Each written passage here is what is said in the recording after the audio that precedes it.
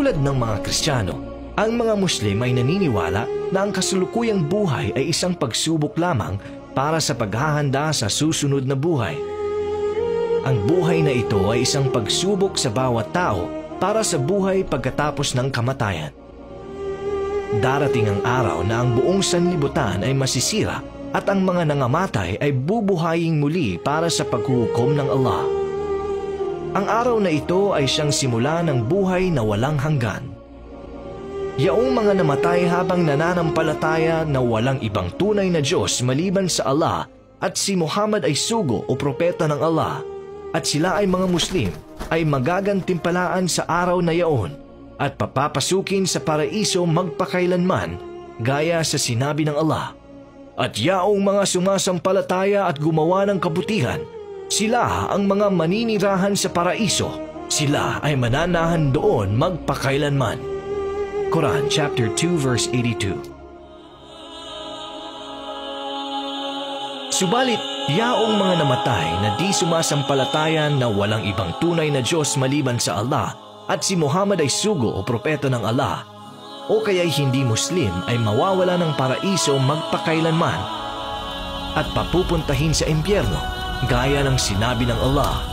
At sino man ang maghangad ng relihiyon maliban sa Islam, hindi ito tatanggapin sa kanya at siya ay magiging isa sa mga talunan sa kabilang buhay. Quran chapter 3 verse 85. At gaya ng sinabi niya, katotohanan yaong tumalikod at namatay na di nananampalataya, hindi kailanman tatanggapin sa isa sa kanila maging ang daigdig na puno ng ginto kahit na ialok pa niya itong pantubos. Mapapasa kanila ang napakasakit na parusa at wala silang magiging tagatulong upang mapagaan ng kanilang parusa. Quran chapter 3 verse 91. Maaaring magtanong ang isang tao, sa aking palagay ang Islam ay isang mabuting relihiyon, subalit kung yayakapin ko ito, ang aking pamilya, mga kaibigan at ang iba pang mga tao ay magmamalupit sa akin at magtatawanan ako. Kaya't kung hindi ako magbabalik Islam, makapapasok kaya ako sa paraiso o maliligtas kaya ako mula sa impyerno?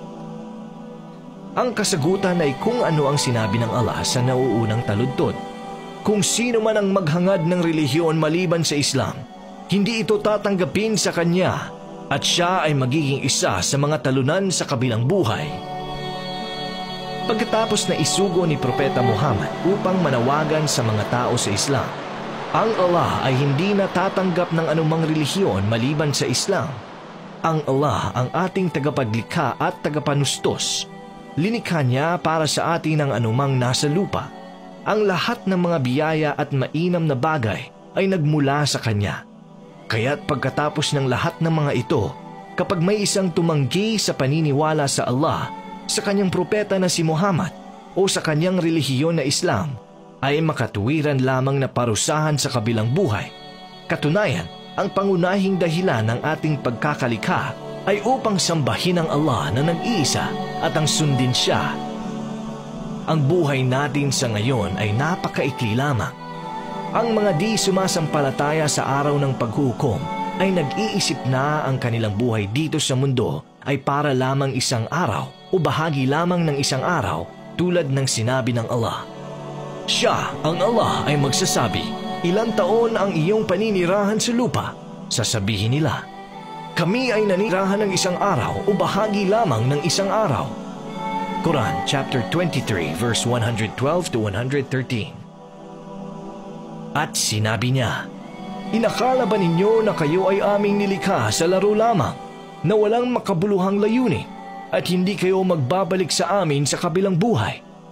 Kaya dakilain ng Allah ang tunay na hari. Walang ibang may karapatang sambahin maliban sa Kanya. Quran chapter 23 verse 115 to 116. Ang buhay sa kabilang buhay ay tunay na buhay. Hindi lamang ito espiritual, bagkus ito ay pisikal o karaniwang katawan din. Tayo ay maninirahan doon na mayroong mga kaluluwa at katawan.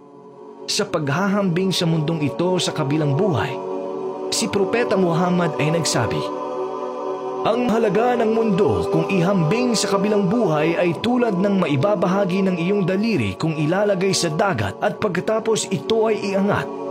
Ibig sabihin, ang halaga nitong mundo kung inihambing sa kabilang buhay ay katulad ng ilang patak ng tubig kung inihambing sa dagat.